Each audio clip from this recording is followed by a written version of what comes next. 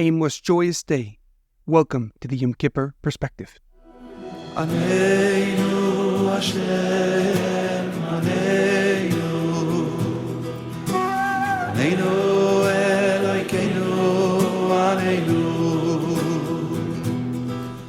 The Yom Kippur Perspective is sponsored by the Polak and Persian families. May they be signed, sealed in the books of life, health, and happiness. The Yom Kippur Perspective is in honor of the Refuah Shlema, the complete and speedy recovery of HaRav Amitai ben Shoshanna and Leah Basara. The Yom Kippur Perspective is in loving memory of Reuven Ben Yaakov, Leah Mintche Yosef, Edward Ben Efraim, Shlomo Ben Edward, and Yirachmiel Daniel Ben Gedalia. May the souls be uplifted and may the memories be a blessing.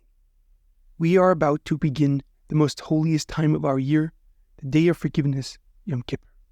A day where we abstain from physical enjoyment to feel the immense holiness that is obvious during this day. A day that its loftiness alone atones for our sins against God. A day that our most authentic self is glowing, the essence of our soul. We will forgo most material pleasures for nearly 26 hours in exchange for a spiritual awakening.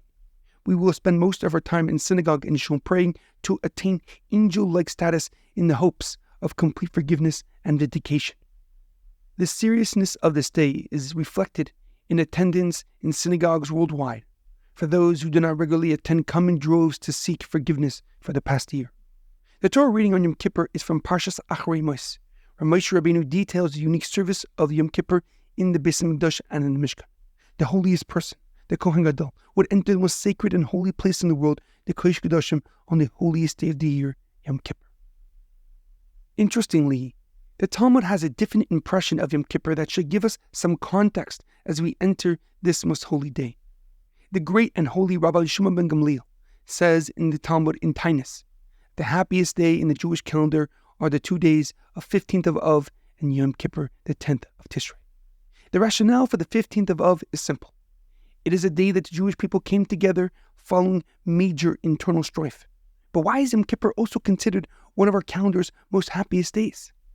Furthermore, just as we begin Yom Kippur, we say Kol Nidre, a solemn legal ritual to absolve us of all our promises, of all our vows. And this custom evolved from the persecution of Jews where they were given a choice, convert or be killed. Some Jewish people outwardly converted and seemingly abandoned their faith.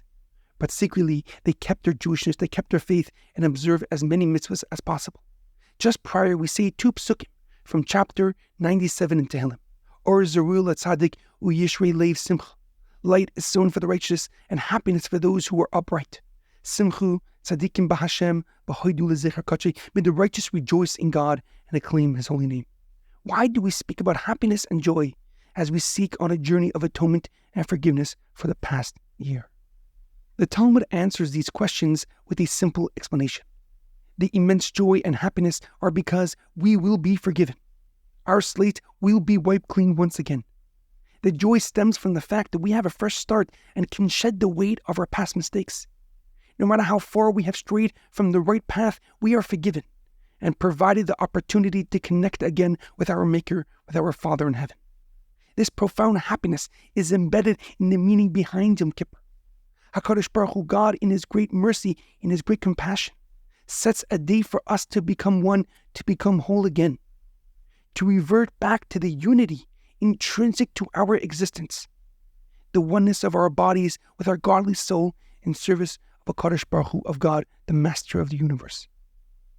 The great and holy sage Rabbi Akiva writes, Amar Rabbi Akiva, Ashrechem Yisrael, lefnei mi atem metaron umi metare eskem, avichem shabashamayim. Va'amar mikvah Yisrael Hashem, ma mikvah metaras etmeim, af HaKadosh Baruch Hu metar es Yisrael. How fortunate are you, Israel!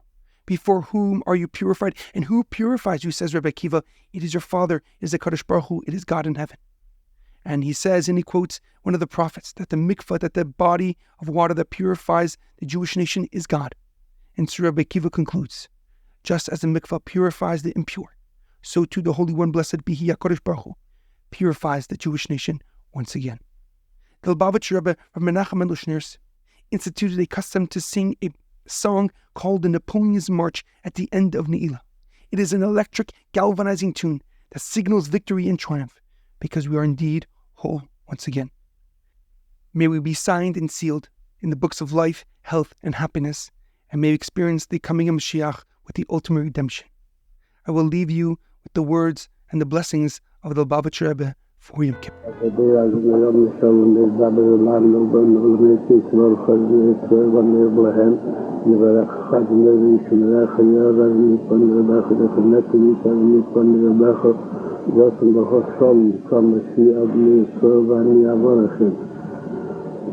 Zo bent in jeden van haar de Klauwensrool. God hebben sterk gewerkt. De tijd begasmis, de tijd beruchnis, tijd begasmis, de beruchnis gam Jochen. De oude jongen zal zijn voor ons. De jode aan Leah, Psucha, Hagdesha, Hagdusha. De kore Mamos, de tijd de Chode, de Rige Chode. Oneindig van de Schimel gemacht, Schimel Tevel, Schimel Tevel, Musiko. Und man alle sein, die Schmiche Hagdesha, mit der Schimche, der Türen, der Wort, wo die Schleim ist, bechol Aprot, im Omen,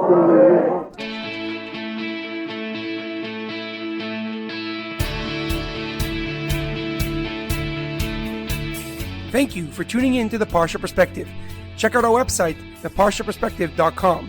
Send thoughts and comments to theparshaperspective@gmail.com. Till next time, thanks for listening.